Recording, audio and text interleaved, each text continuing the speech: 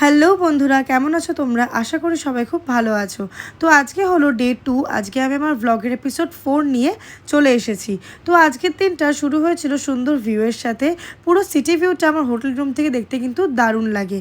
তারপর ফ্রেশ হয়ে চলে গেলাম ব্রেকফাস্ট করতে। ফ্রুটস, ভেজিটেবলস, জুস, অনেক ধরনের ডেজার্টের সাথে কিন্তু ছিল অমলেটও। সব কিছুই ছিল।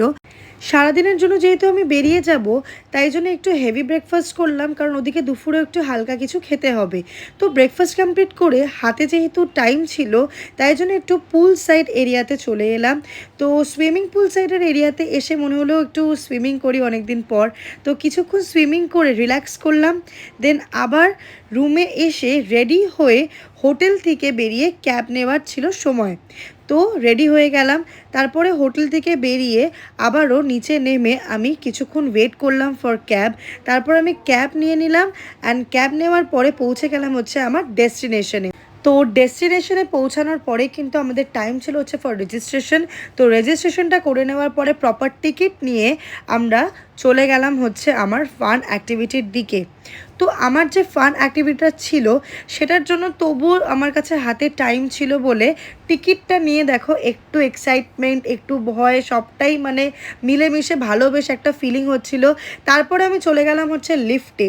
লিফটে উঠে ফ্লোর কাউন্ট 53 অবধি দেখতে দেখতে সেই এনজয়মেন্টটাকে ধরে রেখেই যখন ফ্লোরে নামলাম, তখন দেখলাম সামনেই ছিল হচ্ছে আমাদের গ্লাস ওয়াকটা এক্সপিরিয়েন্স করার সময় নিচে তাকিয়ে ভিউটা এত এনজয় করলাম যে খুবই সুন্দর লাগলো।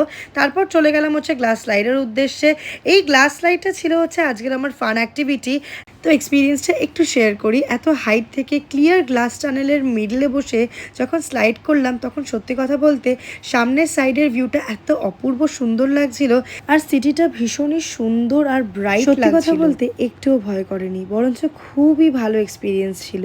তো এই এক্সপিরিয়েন্সটা করার পরে কিন্তু সিঁড়ি থেকে একটা ফ্লোর নেমেই ছিল আমাদের এক্সিট। তো এরপর আমি কোথায় গেলাম সেটা দেখতে হলে কিন্তু সঙ্গে থাকতে হবে। তো আজকের এপিসোডটা এইটুকুই। কাল আসছি আবার নতুন ভ্লগ নিয়ে।